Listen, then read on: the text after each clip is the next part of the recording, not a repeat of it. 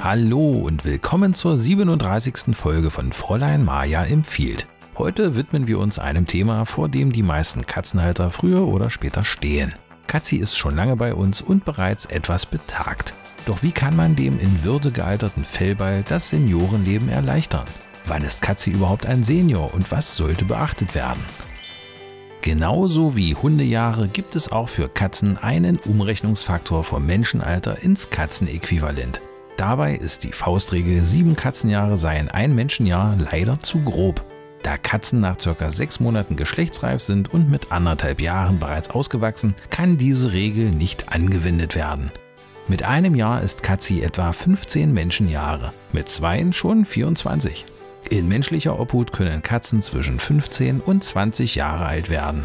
Die älteste Katze mit dem klangvollen Namen Creme Puff ist 2005 im stolzen Alter von 38 Jahren gestorben. Rund 150 in Menschenjahren, ein wahrlich flauschiger Methusalem. Ab wann ist denn meine Samtpfote ein Senior? Katzen werden zwar schnell erwachsen, brauchen aber relativ lang, um alt zu werden.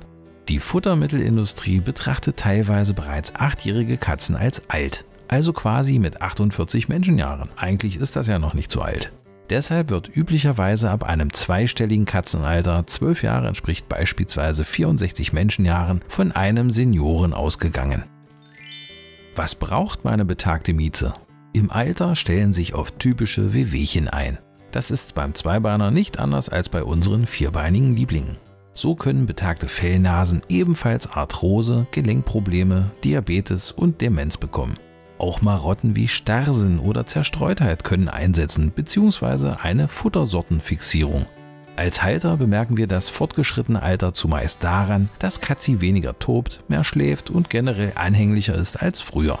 Sie ist allgemein gemütlicher und hat einen anderen Energiebedarf als Jungkatzen. Mit den folgenden Tipps klappt es auch mit dem rüstigen Rentnerdasein. Erstens das Futter. Ist oft das Tageshighlight für die flauschigen Rentner mit den speziellen Bedürfnissen. Die Senioren benötigen weniger Kalorien, dafür aber hochwertige Proteine und Vitamine.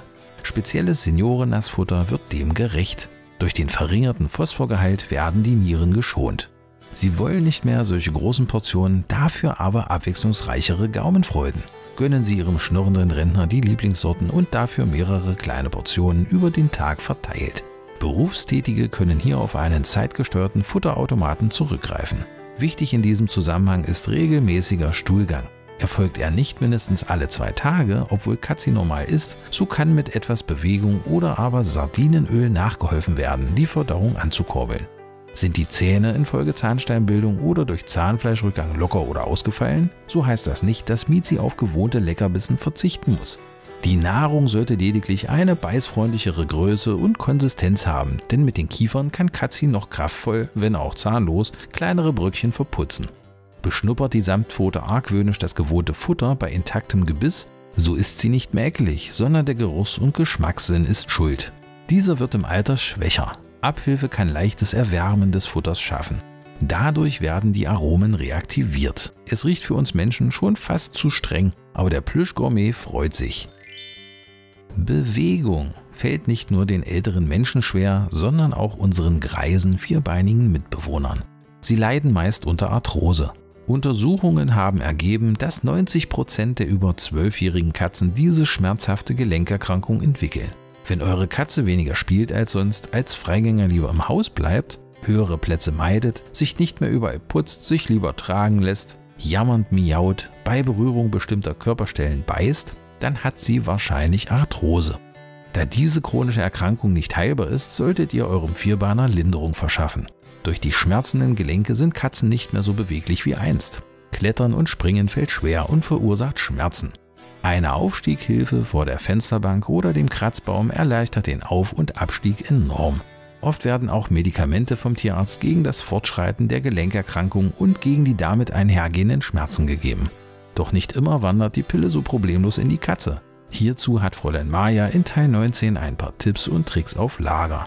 Animiert eure miauenden Rentner unbedingt zum Trinken, da Medikamente die Nieren schädigen können. Mit Trinkbrunnen könnt ihr eure Samtpfote zu einer vermehrten Flüssigkeitsaufnahme anregen. Auch wenn die Bewegung schmerzt, so sollten sanfte Spieleinheiten nach Möglichkeit beibehalten werden, da Bewegung die Funktion der Gelenke bewahrt. Auch Kälte- bzw. Wärmepacks können helfen, die Schmerzen zu lindern. Stimmt euch hierzu bitte mit eurem Tierarzt ab. Sanfte Massagen oder physiotherapeutische Übungen können ebenso wie Ruhigstellung von Gelenken helfen. Auch hier ist die Abstimmung mit dem Tierarzt sehr zu empfehlen. Helft eurer Katze beim Putzen mit einem Putzhandschuh und gegebenenfalls etwas Babyöl zur Pflege des Intimbereichs. Gebt dem Fellknäuel ganz viel Liebe und Zuwendung. Hierdurch werden Schmerzen nachweislich gelindert. Diät sollten besonders kastrierte und übergewichtige Kater ab dem 7. Lebensjahr halten. Auch bei der holden Weiblichkeit steigt die Gefahr, an Altersdiabetes zu erkranken. Aber insbesondere Kater sind statistisch gesehen häufiger betroffen. Bei Mensch und Katze ist der Typ-2-Diabetes, die Altersdiabetes, häufig anzutreffen. Auch bei Katzen kann man hier von einer Zivilisationskrankheit reden, da durch die industriellen Fertigfutter mit hohem Getreideanteil die Bauchspeicheldrüse der Kleinraubtiere stark gefordert wird. Im Alter nimmt die Organleistungsfähigkeit generell ab und die Bauchspeicheldrüse ist der Belastung nicht mehr gewachsen. Diabetes stellt sich ein. Woran erkennt man eine Diabeteserkrankung? Vermehrtes Trinken, vermehrter Urinabsatz, der Urin riecht leicht süßlich, Heißhunger und vermehrtes Fressen bei gleichzeitiger Abnahme, Müdigkeit und Apathie, stumpfes Fell, häufiges Erbrechen ohne Haarballen oder Futterzuführung. Der Tierarzt misst den Blutzuckerspiegel und stellt die Katze auf eine entsprechende Insulinmenge ein.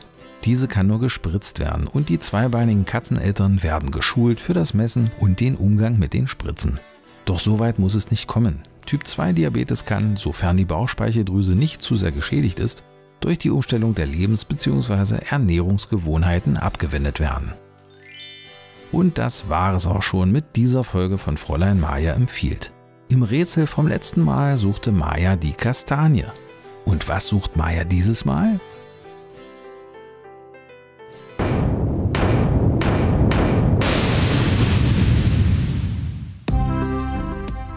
Zwar stand ich schon im Alten Testament und als Gewicht bin längst ich abgeschafft.